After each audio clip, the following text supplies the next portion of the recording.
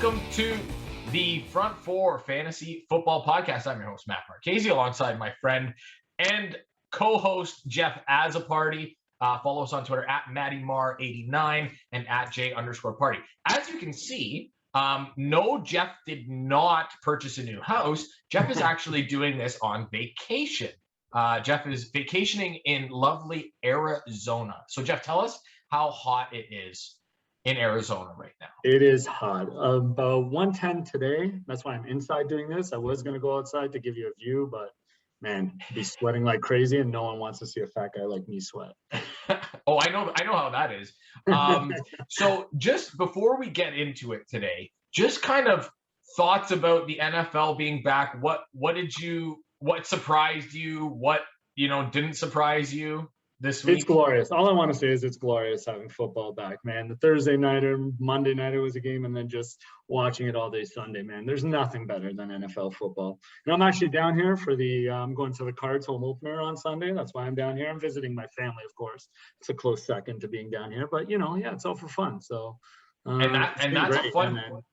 a fun team to go watch. Like, we'll talk about them later on in this episode. I have my notes on them for sure. We're going to hit that. I was stunned at that road result from Arizona. And there were a few games that were shocking, right? And it's week one, and we're about to talk about how much stock you put into what you see, what you should actually look for. So, man, I don't know how to wrap that up really quickly before we get going. I think we just hit these topics, Matty, as soon as we can. Let's do it. So let's start with the injuries. Let me apologize to anybody with my audio. Like Matty says, I'm out here. I don't have my regular equipment, so if the audio is not great, forgive me for this week. I'll be back to normal next week. Jeff didn't trust me to do the show by myself, so we have to deal with it. A lot, but I figure it'd be weird. I work from home. The only person I talk to, the only thing I talk to is the dog or the cat. That's it. So, all right, here we go. You are married, right? But that's okay. I guess. Yeah, she's at work. She's had enough of me already. Jeudy goes down with the high ankle sprain, and I'm not gonna lie, Jeff. I was watching the game live, and I saw it, and I was like, "That's it. That's a broken ankle. Jeudy's done." And he was looking good up until that part. Like, I think we have to say that. Like, he looked really good. He was getting separation, and he looked really good. He was as advertised with a better quarterback. And I don't think Teddy Bridgewater's a star, but he's better than Drew Lock at this point for what the Broncos are trying to do. Well, and I'm sure we'll get into this, but with a young receiving core like that, and he doesn't have to throw the ball like too deep, too far. Just place it perfectly, which is what he does, and let those guys make the play. Yeah, and so Jeudy goes down with the ankle injury, and now the question becomes, how do we approach the Denver offense? So I think that we'll stay away from the running backs for now, because that's a totally different scenario, and Javonte Williams is going to take over eventually. Thank God you said that. Yeah, I did no prep on the running backs. I only looked at the because it was a bit of a mess. It was Javonte Williams got less work than I expected, but I digress. So for me, the guy who inherits the most out of this is Noah Fant. I think, personally, because he runs those short to intermediate routes, and that's Teddy Bridgewater's sweet spot. I think Courtland Sutton, he played the most snaps out of any wide receiver for Denver, but he only had the one catch. Yeah. One catch for 14 yards just isn't going to do it on 3 targets. I do think that they are still trying to work him back from the ACL injury. So Courtland Sutton's going to get hits. Yeah. Noah Fant is the biggest recipient of more work. And Noah Fant had, I think it was 8 targets, 6 catches for 68 yards or something like that. He was really good. Again, as advertised, the guy we've been talking about a lot all offseason. Now, there were a few plays around the goal line. He might have, could have, should have got in maybe, but he'll make those plays. He'll get there. He is very dynamic. So I think we talked about this in a previous episode. Sometimes the only problem with Fant is that the end zone, for some reason, he's allergic to it. Yeah. Him and DJ Moore are allergic to crossing that goal. Right. So now the question becomes, which wide receiver will take the reps from Jerry Jeudy?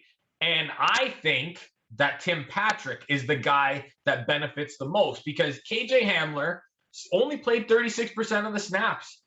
And Tim Patrick played over 50% of the snaps. There you go. I have 70% of snaps that he played this week. And Tim Patrick has proven in the past that he can step in and be a really good wide receiver. He had 3 100-yard games last year. In what was still crowded, Hamler was still there. Jeudy was still there. Fant was still there. And then, like I like Tim Patrick as a receiver. He's a big-bodied guy, and he does kind of work similarly to Portland Sutton in that he's an outside guy and doesn't get a lot of slot reps. But I do believe that between him and Fant, they're going to pick up a lot of the slack. I'm not sold on KJ Hamler. I still think he's more of a deep ball guy. And I saw what happened. He dropped that easy touchdown, and that would have maybe changed my mind a little bit. But I've already seen this from KJ Hamler. He's the typical boomer bust guy. He's going to have great weeks, and he's going to have weeks where you don't trust him. You're shaking your head because you don't agree with me.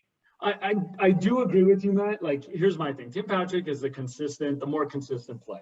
Like you said, he's going to get the majority of the snaps. And to me, actually, Tim Patrick might be a bit higher because I think he gets those red zone targets. Like, if Noah Fant can't find the end zone when they're in that red zone, Tim Patrick is a guy that quarterback always looks for down there.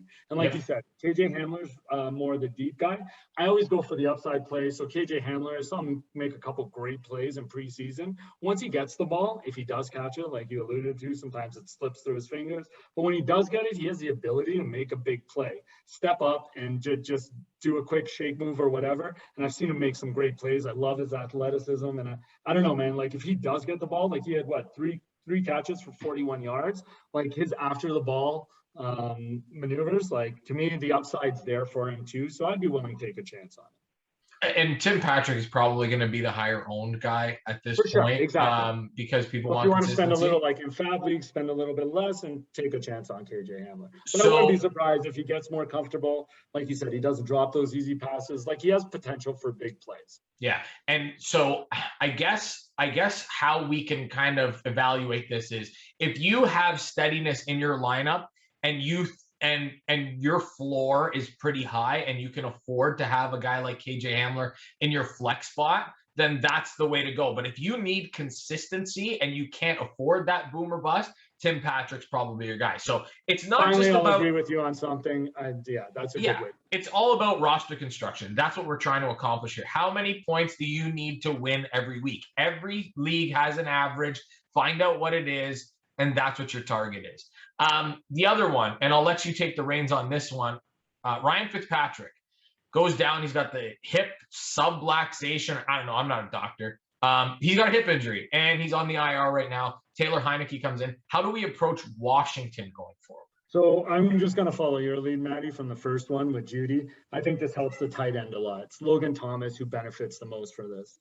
I'm a little bit worried about McLaurin and what he's going to get from this, but I think Logan Thomas benefits the most from Heineke being in. I mean, in 2 games last year with Heineke, he had 18 targets, 12 receptions, 152 yards, and 1 touchdown, So I think him and even Antonio Gibson might get a bit of an uptick on this. I am worried about the receivers. I know Curtis Samuel should be back in a couple weeks, but I think Logan Thomas is the biggest upside on this. Yeah, I think I agree with that. When people talk about being worried about McLaurin, to me it's funny because there are certain guys that are just alphas and they're just quarterback proof. I think that Terry McLaurin stays the same.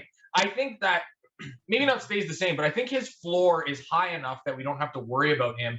But the ceiling would be higher with Fitzpatrick because he's a gunslinger. That's how we kind of approach it. I do agree with you on Logan Thomas, though. I think that he's going to benefit greatly from this, and he was good.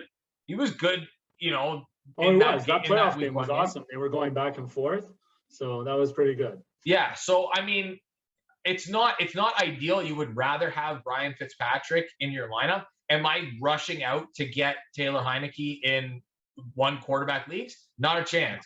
2 quarterback leagues, absolutely. Stash him on your bench. Yeah. Well, here's the other thing, Maddie, on that is I'm not sold he's going to stay the starter for the whole season. Like Kyle Allen's there ready. Like I think they're catching him up on the offense. They're easing him back, but he has history with Ron Rivera, right, from Carolina. So I don't know, and do they even look at bringing maybe somebody like Cam in if Heineke can't do it? That's another thing you have to consider. Like I don't know how much and if you are going to get Heineke, be careful because it might not be a long-term play. There's options there is what I'm saying. I think Ron Rivera didn't want to jump the gun and go out and get – because he has history with Cam too, right? Like he knows Cam well. And I don't know. I think he just didn't want a shotgun reaction and go out and get him. So we'll see how Heineke plays. But I think that's still a lot up in the air. Yeah, and it's not a situation that I want to tie myself to outside of the three guys mentioned. Mm-hmm. I don't want any De'Ami Brown. I don't want Curtis Samuel when he comes back without Fitzpatrick there. It's just a stay away for me. Yeah, exactly. And Yeah, and I if there is one receiver, you're right. It's McLaurin because he's proven he does it with whoever's there. But I do think his numbers maybe take a small hit. yeah. Okay, let's move on to worried or not worried. And I've come up with three guys. So I'll start with Aaron Rodgers. Jeff, I love conspiracy theories. I think that they're funny. I think that some of them do lend some merit, and I think some are just bat bleep crazy. It's just the way that the world works. They are entertaining, but this latest one with Aaron Rodgers is my favorite. Aaron Rodgers is throwing games because he doesn't like the Green Bay Packers front office. The guy didn't throw. He really looked like he was happy about it at the end of that game. Yeah. Well, he's also been in the league a long time and knows that there's 17 games. And frankly, the New Orleans defense was really good on Sunday against the Packers. The wide receivers weren't creating any sort of separation. They were blanketed all game. And Aaron Rodgers didn't throw a pass in the preseason. Did Aaron Rodgers become garbage overnight? I don't think so. They get the Lions coming up. It's a get-right game. So I am not worried at all about Aaron Rodgers for the rest of the season. He'll be fine. He'll go put up 350 against the Lions with three or four touchdowns. And everybody's going to be like, oh, yeah, we knew it all along, except that you did it. Well, I was going to say, I wish I would have run this stat down because I know I read it somewhere. But out of a blowout loss, I think Aaron Rodgers consistently has at least 4 touchdowns and no interceptions in the following game. Yeah. Which is kind of crazy. Like I said, I think I talked about it last week. I'm not fully sold on him this year. And I don't know, maybe that trade demand comes earlier. If like you said, those receivers can't make separation and he keeps getting pressured. Like, I don't know if he'll last the whole year if the rest of the team doesn't pull their weight, but we'll have to wait and see for sure. But he does have the talent. He's the reigning MVP. Come on. So who do you have? Okay, well, since you went quarterback, I'll start with my quarterback. I'm looking at Big Ben Roethlisberger. Like, man, he was 18 of 32. Like, let's be honest, that offense had nothing going on the weekend, right? Like, they didn't win that game because of their offense. Their defense kept it in it, and they won it because of specialty teams, really. Again, it was 18 of 32, just 188 yards. Did have one TD, but he also had a fumble. And that TD was pretty important. It's what sealed the victory for him, right? And now it is his first game in a new offensive system, but I don't know if this offensive system means he's going to throw a lot. Like, I think the plan is to run the ball more than he has in the past. You know how high I've been on guys like Chase Claypool to have a breakout year, but the way I saw Ben throwing for the first 3 quarters, like, man, and I know you were on this in the preseason, like, man, I don't know if he's still got what he used to. Like, I think that there is a decline there, and you can see it coming. It reminds me a bit of Peyton when he went to Denver. Like, and if he goes off that edge, it could be pretty scary, especially for all those receivers there. So the one thing that we've seen, this is now going into year 2 of this, is Roethlisberger's been getting the ball out of his hands very quickly. That just doesn't lend itself well to a guy like Chase Claypool trying to create separation. I still think that Juju and Deontay Johnson are the guys that are going to have any sort of fantasy relevance. You saw it on that touchdown pass to Deontay, right? Like, that was the guy he went to. Yeah, and he's going to be the top target guy. I have no qualms about that. But not only that, Jeff, they didn't even have success running the ball. I know, Najee Harris did not look well. It's true. No, and that offensive and I think line that just offense didn't relies a lot on running the ball and being up a lot. So we'll see when they get into shootouts what happens. But Ben, to me, just didn't look right on the weekend. Yeah. Okay, I'm going to go with Derrick Henry. And I'm not worried about Derrick Henry at all. And I'm assuming that nobody else is, because you probably paid a pretty penny to get him on your roster, whether it was with draft capital or if you traded for him or whatever. So if we look at how that game went, I don't know what the heck happened. Yeah. But that offense went, okay, I was looking up the stats from that game. I watched the game. I had 2 screens going. So I had the Bills game on the main screen, and I was watching the Cardinals, baby. They just Titans. Yes. And I'm watching it, and I'm like, okay, something doesn't seem right here. And then I looked into it further. Chester Rogers was the leading receiver for the Tennessee Titans. Crazy. And if you had money on that, you'd be a billionaire right now, because Julio Jones wasn't all that great. A.J. Brown wasn't all that great. Ryan Tannehill wasn't all that great. And Derrick Henry seemed like he was running into a wall every time. Now, let's also take into account that the Arizona defense is way better than last season. They made some big additions, and JJ Watt, we can say whatever we want about him. When he's on the field, he makes plays. Makes the presence. And Chandler Jones was a monster. Five sacks. Like, come on. Franchise record. Yeah, it was crazy. So I don't read too much into it because the game got out of hand early and they kind of took Derrick Henry out of the game. He's not a you were forcing Tannehill to throw and you were chasing him around. Exactly. So yeah, if there's anybody maybe to be like Tannehill, I don't know what you make out of him that game, but yeah, with Derrick Henry, like you pay that high price, not for right now, not for week 1. It's later in the season. As long as he's healthy, he runs over defenses that have been taking a beating all year. It's late in the year around playoff time. Like Derrick Henry always proves dividends at the end of the year. He either starts slow or finishes slow. If you look at his numbers, that's very consistent for him. That's what he does year after year. Yeah. He can start slow, but then he always comes on at the end. And he can win you your league at the end as well. Yeah. And they get the Seahawks this week. I'm not concerned about him going up against the Seahawks defense. They're going to try and run the ball down their throat and set up the pass. That's what's going to happen as long as they stay in the game early. If their defense can stop something, which they couldn't, then yeah, maybe I'll be a little bit more worried about Derrick Henry because the defense isn't allowing him to be an asset for you. So, not worried about Derrick Henry. Okay, so one guy I might be a little bit worried about is Brandon Ayuk. Like, I don't know what happened there on the weekend. All of a sudden, he's behind Trent Sturfield. Like, man, I don't know if we ever heard that. I don't know if you can trust Kyle Shanahan. Like, we never heard any of this. All of a sudden, he's dealing with a hamstring injury we didn't hear about in the preseason, and he's having trouble learning to be a pro. Apparently, the reports came out after. Like, I don't know where all these reports were in the preseason, but like they weren't. Huh? They weren't in the preseason. They weren't. Didn't hear. And now they can say, the hamstring injury and from dealing with Debo's hamstring injury last year, they might ease up on him. But just the fact he got jumped on the depth chart, and man, he had 2 targets, I think, for the whole game, maybe not even. Like, man. I don't even know if he had. He might have. But the fact that he hasn't, like, the fact that nothing came out about it, and then all of a sudden something came up. That was what concerned me. Was that, like you said, we 100%. Didn't hear about anything, and now all of a sudden you're like, oh, does this guy have some issues that we don't know about? Talent is there. That there's no question about the talent. No doubt. That we know. And we also know when Kyle Shanahan doesn't like somebody, he's not eager to work him into the office, no matter what kind of talent he is or whatever. So if he's already on Shanahan's bad side, like I said, getting jumped by Trent Sturfield, like, who nobody saw him. His name I did not read anywhere. He was on nobody's draft board. Like, come on. Like, yeah, Brandon Ayuk right now is really troubling to me. It's really worrisome, I should say. Okay, so I'm gonna finish up with another not worried, and it's the guy in the top right corner of your screen.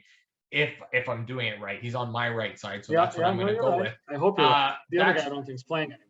No, they could use him though. For those that are listening to the podcast, Actually, I'm talking about that later on. Yeah, I'm talking about Josh Allen being what I'm not worried about, and Jeff is referring to Thurman Thomas, and I'm saying the Bills could use him, but we can talk about that later.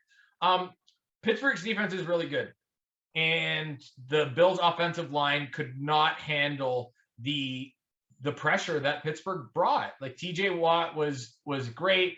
Cameron Hayward is always great. Melvin Ingram was really good. And they were manhandling the Bills' offensive line, rushing 3 guys. Like, they killed the Bills' offensive line.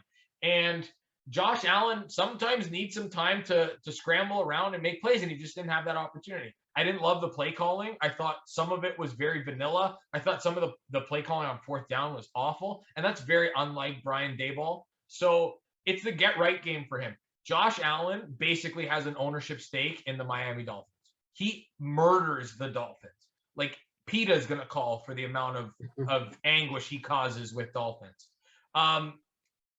Every 5 of 6 games that the Bills have played against the Dolphins that Josh Allen has started, the point total has been over 50. And the Bills have been on the winning end of 5 of 6 Josh Allen starts against the Dolphins. I think it is the last 5.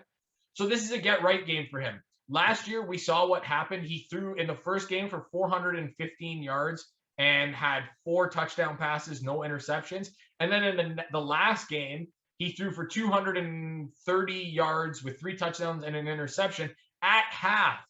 So he murders the Dolphins. This is a get-right game for Their him. defense isn't as good as last year, so this will probably be even a better game. They got lucky they won last week too. Yeah. So, yeah. I think Josh Allen bounces back in a big way. I would not be surprised if Josh Allen is the QB1 overall this coming week. So he's on my list of MVP candidates. It was just a slow start. Like I said, that game had no flow to it. No offenses got in rhythm there. It was a tough game. I'm not worried about Josh Allen at all either. So another guy I'm not worried at, and I'm gonna pitch this guy because last week I talked about him on the show in terms of one of our sleepers or deep ADP pickups, is Adam Troutman of the New Orleans Saints at tight end. Everyone's all over Juwan Johnson because he got the two touchdowns last week, and he has a big body that's great in the end zone. But those 2 touchdowns came on 3 targets. Juwan only played 18% of snaps. As opposed to Adam Troutman, who played 83% of snaps, and he led the Saints in targets with 6. Jameson Winston didn't throw the ball too much, but yeah, Troutman led the team in targets. He had 3 for 18 yards. I think he'll be fine if you pick them up. No reason to panic there. I think, as Maddie's always taught me, trust the numbers, and the numbers are there for what he's on the field for. That'll get his targets, and eventually those will lead to some points. Ball don't lie. There you go. When you play that many snaps, like, here's the other thing. If people are worried about Adam Troutman in this, like, I've been more worried about the lack of usage from Marquez Callaway, which I was stunned by.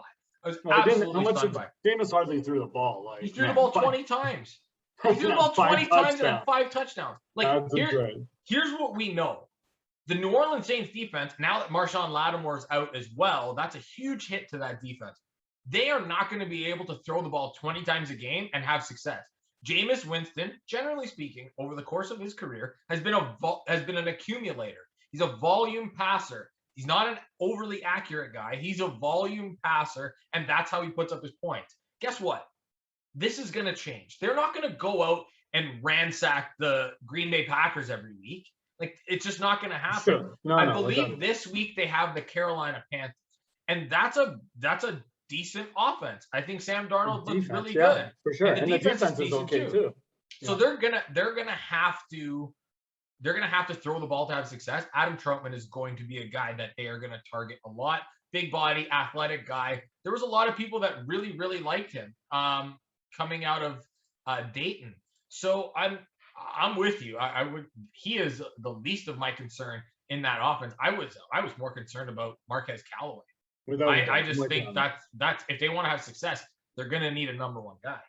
You had one more, I think, too. Yeah, I did. Well, one thing I wanted to throw in, I had a couple more actually, and I might throw a couple at you if there's time in the 2-minute drill. But another guy I'm not too worried about that a lot of people seem to be super down on and dropping is Elijah Moore with the Jets. It wasn't the debut he wanted. Only had 1 catch, and I think it was for negative yards. He dropped the first 2 he got. I think that's nothing more than rookie jitters, and he was nervous because one of the ones he dropped would have been a 50-plus yard catch.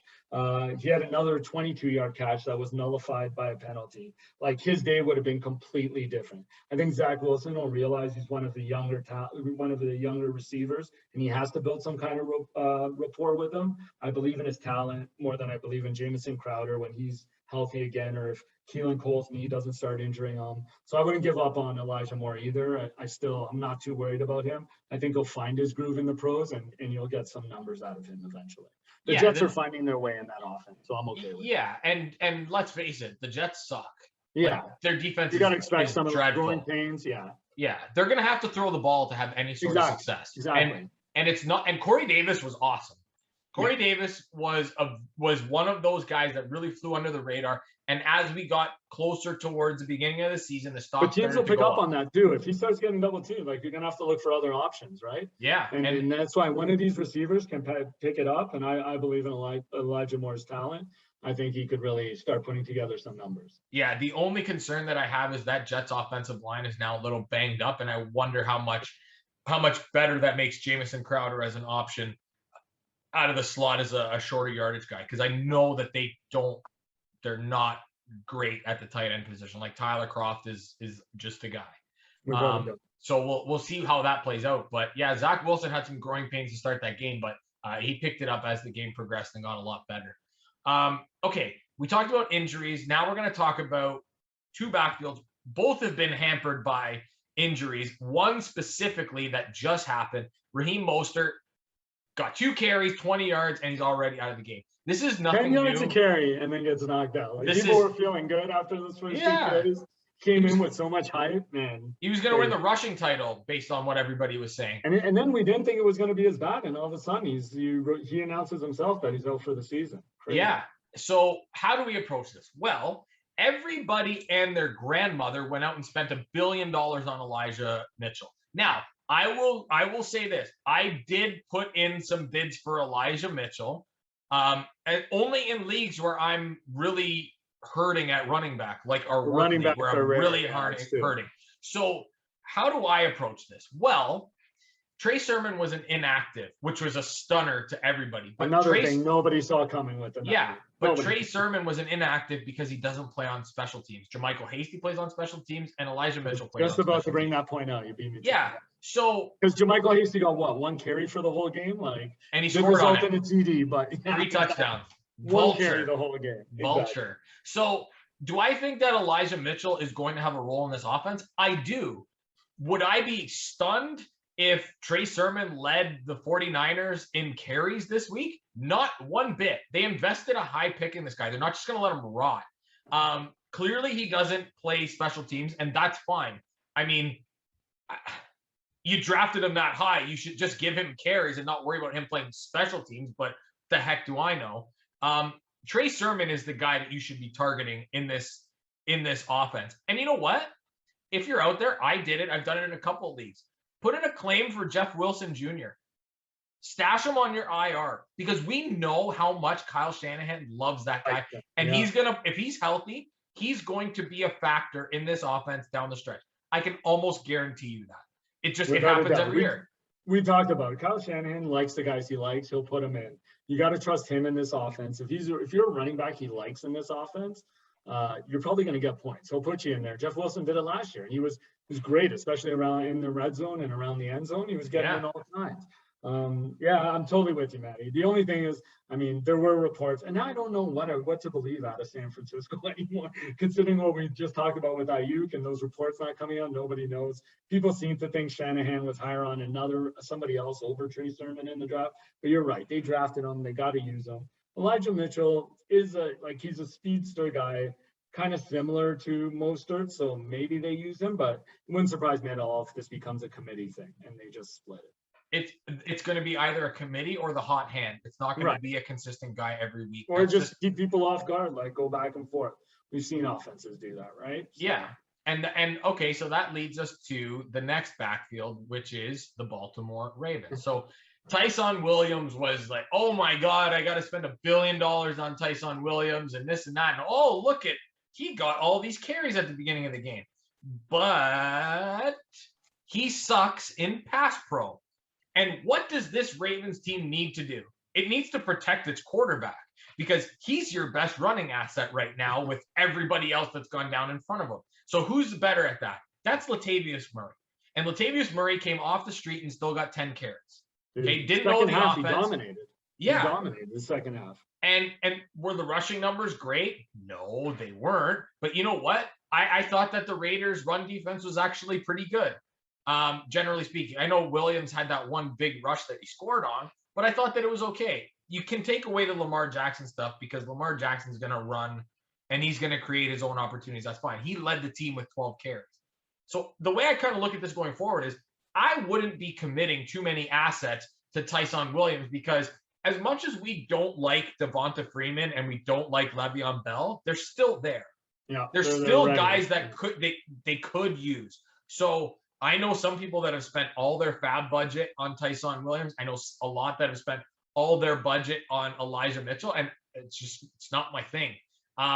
Because opportunity may be there, but opportunity may only be there for a little while because we're just not sure what this is going to look like. I think that Latavius Murray is going to be the guy if all things stay the same, if everybody is healthy. I think Latavius Murray is the guy that leads this team in carries at season's end. I would sell really high on Tyson Williams right now because I'm with you. I think in that second half, it proved that they wanted Latavius Murray involved more. The only argument I can make there is that they were leading and more ahead and in the game when Tyson Williams was carrying in the first half. But like you said, Latavius Murray just came off the street, still learning the playbook. So, and as he does that, I think he could be the guy. It really looked and felt like they want Latavius Murray to be the guy there. Yeah, and Latavius Murray was very, very effective last season and the season before with the New Orleans Saints. So right. it's not as if the guy's whenever dead. He stepped in, yeah, for sure. Kamara, especially at the end of the year, man, he killed it. I know somebody pointed this out on Twitter, and I apologize. I don't know who it was, but everybody thinks Latavius Murray's done. They said the same thing about Mark Ingram, and Mark Ingram had 1,000 yards when he went to Baltimore. He's another guy, yeah. Right? I wish we had time to get into the Houston backfield because that was a nightmare. That was New England all over again, but way, way worse. Like way, way worse. But anyway, I digress. Okay. Let's talk about guys and some usage that we kind of looked at and went, that's very, very interesting. Similar to the Ayuk thing, we didn't see it coming in the preseason, or we didn't discuss it, and exactly. It was a bit of a surprise in week 1 test. So I'll start with KJ Osborne, 5th round pick from the Minnesota Vikings in his second year. Didn't see much of him at all last year, and then he comes out 7 catches for 76 yards on 9 targets. And I understand that game went into overtime and there was a little bit extra, but he made some really good plays. And I was quite surprised to see, where his numbers ranked in terms of that Minnesota wide receiver core. He was second in targets to Adam Thielen. He had more targets than Justin Jefferson. He had more yards than Justin Jefferson. And he was effective. Teams know that Justin Jefferson's really good, and Justin Jefferson is going to get his. But I also think that there's a situation here that Dalvin Cook's not going to be able to run the ball 25 times a game. Like, he ran the ball 20 times, and he had 6 catches for 43 yards. He was great. But they can't have him touching the ball 26 times. Only 2 other guys got carries, Amir Abdullah and Alexander Madison, and they got 1 carry each. And that might be what led to the fumble in the game, being tired, not securing the ball properly. Like, it could very well happen. So KJ Osborne is a guy that I would keep my eye on, especially dynasty leagues. I think he should be rostered. I think he's been really good, and it's a guy that you can absolutely stash on your bench and kind of see what happens. Let's not forget Adam Thielen is a little bit older, and Adam Thielen may not be. I wasn't buying any of Adam Thielen going into this year, so I wouldn't surprise me at all if he leapfrogs them and becomes a bigger target share there. Yeah, it's you had one. I'll go with the running back here. I'll go with Kenneth Gainwell. Yep. Now he was on my sleepers list. Like, I was looking at him deep in a lot of leagues I was at, but the fact he leapfrogged Boston Scott is now the backup in Philadelphia at 36% of snaps, 9 carries for 37 yards, 2 catches for 6. Like, here's another 5th round pick who, again, we all thought Boston Scott was going to be the backup there. And we all know Miles Sanders' history, and like sometimes he doesn't get the ball. Like, Kenneth Gainwell, to me, is a guy I definitely keep an eye on. And it surprised me the usage he got, and I think that's just going to keep increasing. Yeah, and I agree with you. I was stunned. So I'll give you a little story. So I have Zach Moss on one of my dynasty there's teams. Another one. I had him labeled next. Like, yeah. Man, so I was surprised with you by his healthy scratch. Yeah. Okay. So here's how surprised I was. I was coaching. I was at practice, hockey practice, and I get off the ice at 12:30, and I look, and I've got guys in my chat blowing me up saying Zach Moss is inactive. Listen, I made some bad trades where I traded away a lot of running back depth in that league, and I had J.K. Dobbins go down with injury. I made the trades before J.K. Dobbins got hurt, so it happened. Yeah. So I started Kenneth Gainwell because I didn't have any other choice. My running backs are dire. So I'm watching the game, and then I see Gainwell 9 rushes, and then I see Gainwell with 2 catches. So 11 touches, that's pretty good. I would take 11 touches every week from that. What was interesting to me was he had the only carry in the red zone that the Eagles had. He scored on it. He also had a touchdown called back due to a penalty. So right. I do wonder going forward what the red zone usage is going to be. they talked about Kenneth Gainwell as a Nyheim Hines type role, and we've seen what Nyheim Hines, he was great again this past week, and he was awesome last season. If you can roster Kenneth Gainwell, especially with what it would cost you, which is basically nothing. Now the price has obviously gone up, and get Nyheim Hines usage, you're laughing. That's a flex play every week. And the Eagles offense looked really good against the Falcons. And again, it's the Falcons. Let's wait and see what happens. They'll play tougher teams going forward. No, but like you said, I thought Gainwell, it would take some time for him to be integrated more into this offense. Yeah. The fact it happened in week 1, and like I said, just leapfrog Boston Scott to be the second back there just surprised me. By the way, that was the most Canadian thing ever. Like, I got off the ice and had to check my phone. So yes, we are a Canadian podcast for you to say that. Anyway, yes. Go on. Who's your next? I have Cordero Patterson. Okay, I don't know how long this is gonna last with CPAT, because we've seen this before. We've seen him, with the Bears. We've seen him. New England used him as a running back. And you're kind of just like, well, maybe, but I'm not quite sure about this, and we'll see what happens. Mike Davis was, generally speaking, inefficient as the running back. And, I was quite surprised at Cordero Patterson. He had 7 carries for 54 yards. He had 2 catches for 13 yards. He's a big guy. He moves pretty well for a big guy. I just don't know where Wayne Gallman kind of fits in once he learns the playbook a little bit. But if Mike Davis continues to be inefficient, Cordero Patterson's a guy that you absolutely have to keep an eye on. I know he was one of those under the radar waiver guys this week. Like, if you missed out on some of the top guys that were available, Cordero Patterson, depending on if he has wide receiver or running back eligibility. I know in CBS he does not. He only has wide receiver eligibility. But that's a guy that you absolutely should keep an eye on. And it's not like he got the carries late in the game. He got the carries when Atlanta was still relatively in the game. So it's not as if it was just, hey, we're just going to throw him out there and just, kind of feed him to the wolves. So that's something that we definitely should be keeping an eye on. I always believed in Cordell Patterson's talent. Like, even when in Chicago and that year David Montgomery was hurt, like, I just didn't think they used him enough. And when he did get the ball, he looked pretty good. So yeah, I'm with you on him. I think you keep an eye out like that. If Mike Davis proves he can't do it, watch out. Yeah, I'm just looking up Cordero Patterson's career yards per carry, and I bet you that it's pretty good. Just because we talk about him as he's one of the better return guys that we've ever seen. Oh, but he's not small. He's 6'2" and 238. He's like big dude. He was a receiver in college, right? For Alabama. Yeah, and he was a receiver in the NFL for so long, and now he's a running back. Like, his career yards per carry is of course, I'm not going to be able to find it right now because why would I? I know his yards per touch for his career is 8.1. I'm not going to find it. Okay, well, let me go on mine. You keep looking. I'll talk about my next surprise. And again, it's where I'm at. We're going to talk about the Arizona Cardinals offense. Like, going into one of our previous episodes, we talked about offenses to target, which wide receivers, especially ones that had 3 or 4 on the board that you could go grab. Like, that offense just really surprised me with the multiple options and the way they spread the ball around. They showed that they could support all these guys. Like, obviously, DeAndre Hopkins at the top of that, AJ Green. Although to me, he didn't look the best, like we talked about earlier, he may be the safest floor out of the rest of them. He was their second wide receiver on Sunday, 81% of snaps. He had 5 targets, got caught 2 for 25. Then there was Christian Kirk, who was the third receiver, 55% snaps, 5 targets, 2, and he went 5 for 70 with 2 touchdowns. Then you have Rondale Moore, who had 30% of snaps, also had 5 targets, caught 4 for 68.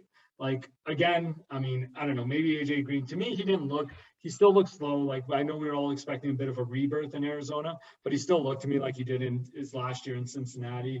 I mean, I think Christian Kirk will be okay. And then Rondale Moore, to me, is just huge upside there. But I think these guys, they're going to spread the ball around enough where all these guys could get you points. The one interesting one for me, like, Christian Kirk was a bit of a surprise, but Christian Kirk is a high upside player, and he's very good. I just don't know, he's kind of been misused. I think what we saw out of the Arizona offense was what we've been waiting to see since Cliff Kingsbury got there. Took over. The Rondale Moore one for me was very, very curious because what did you say? I didn't expect him to get integrated that quickly and have so many plays drawn up for him. 38% of snaps? Yeah, 30.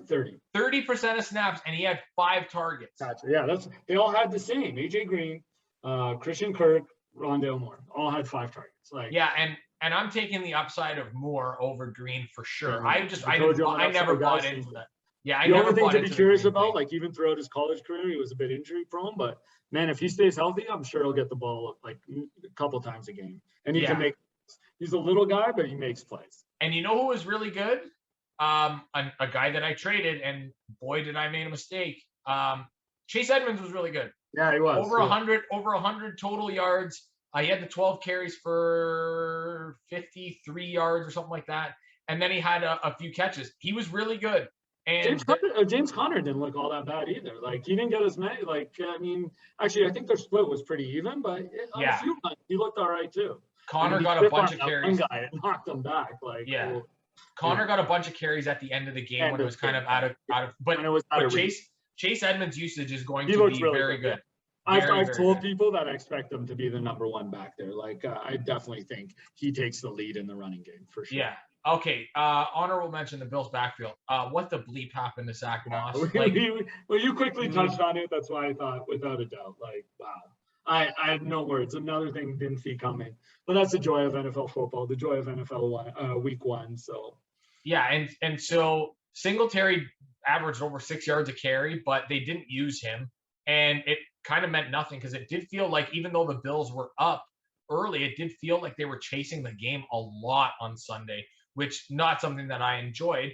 I do wonder if Zach Moss is going to get into this week's game. He almost like Matt Breida was just ineffective. And I know Matt Breida is supposed to be the speed back, but he wasn't very good. Yeah. He didn't look very fast. He couldn't beat guys one-on-one. That's what he's supposed to do. I just wonder if it's the hot hand approach. We thought Zach Moss was going to own this backfield coming into the season, and then it was Singletary. We saw this last year. Zach Moss. Oh, well, no, Singletary's still there. Then Zach Moss gets hurt. Then when Zach Moss gets back, it's his backfield again. So I don't know if they're trying to send a message to him, just give him a kick in the ass. I don't know. But I'm pissed off. I think Zach Moss is a pretty decent running back. Hold on. You're angry? Really? Yeah, I know. Statler and Waldorf. Another Canadian thing. Right. Yeah, it's mind-boggling. Okay, 2-minute drill. Let's look at some of these guys. So James Robinson. Oh, okay. He was first on my list too. I don't. Urban Meyer sucks. I hope he takes the USC job. I really do. They're talking. Well, we even got that report, right? Even his staff is unhappy with him, with his preparation, Guy thinks you can't just show up and win an NFL game. It's not college. You can't just rely on the talent that's there. It doesn't work that way. Yep. And I don't know if that's the case, but that's kind of what it feels like. So James Robinson was very ineffective. Certainly not what we. But he also only had 5 carries for 25 yards or something. Why? I know why, because the game was out of hand and to the Houston Texans. I know. And you know what? Like the offensive line in Jacksonville, they didn't establish the run game.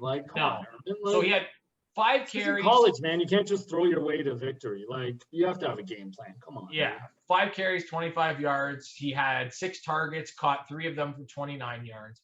So he was used in the passing game, which was nice, but give the man the ball. Well, and at the beginning when they were feeding the ball a lot to him, like they were kind of still in the game. Then it got out of hand. Then he didn't see the ball again. Like to me, it's Carlos just ridiculous. Hyde's getting carries. Huh? Carlos Hyde's getting carries. Like, what are we doing here? It's 2021, man.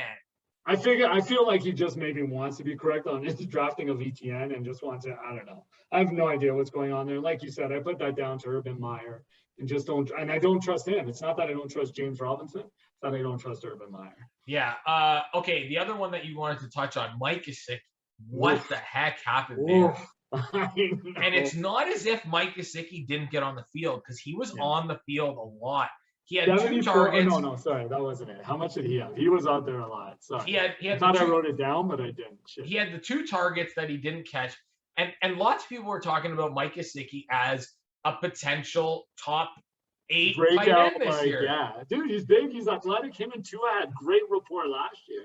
Like, and man. I just don't know what the hell happened. Like, I don't know. I was starting to think, is there just too much in that offense, like to share the targets? Like, I have no idea. I that mind blown over that one, man. I And thought everywhere you read, people are telling you, yeah, go ahead and drop them. Like, not even worth it. After, like you were saying, guys were projecting them to be like up there.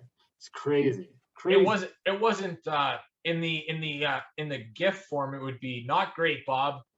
And that offense is only going to get more crowded now that Will Fuller's back. 100%. That's it. I meant to bring that up too. You're 100% right on that. And I thought Jalen Waddle looked as advertised. I thought Jalen Waddle was great. I had Jalen Waddle. So he was amazing. He was awesome. I had my. So here's the stat. ESPN Stats and Info charted Gesicki as playing just 20 of 52 snaps. Okay, so he played less than I thought. Just not even on the field, like for not even half the game. Okay, so where that came from. Like, I stand corrected. I thought he was on the field more than that, but that is hashtag not good. So Waddle was excellent. Fuller is coming back from suspension. Devontae Parker's still there. Myles Gaskin is going to get work in the pass game. Preston Williams is eventually going to come back. And I like Preston Williams. I just think he needs to go somewhere else. And we also saw Tua run one in from inside the red zone, right? So like Tua could take off as well. It's a good real football problem to have all this talent, but it's a bad fantasy football problem because I think when I look at this offense, like I'm fine with Gaskin. I really liked how they used him. And I think he was the position he was drafted is justified. Jalen Waddle, I think I can trust him every week. I could probably trust him. He looked really good. Yeah.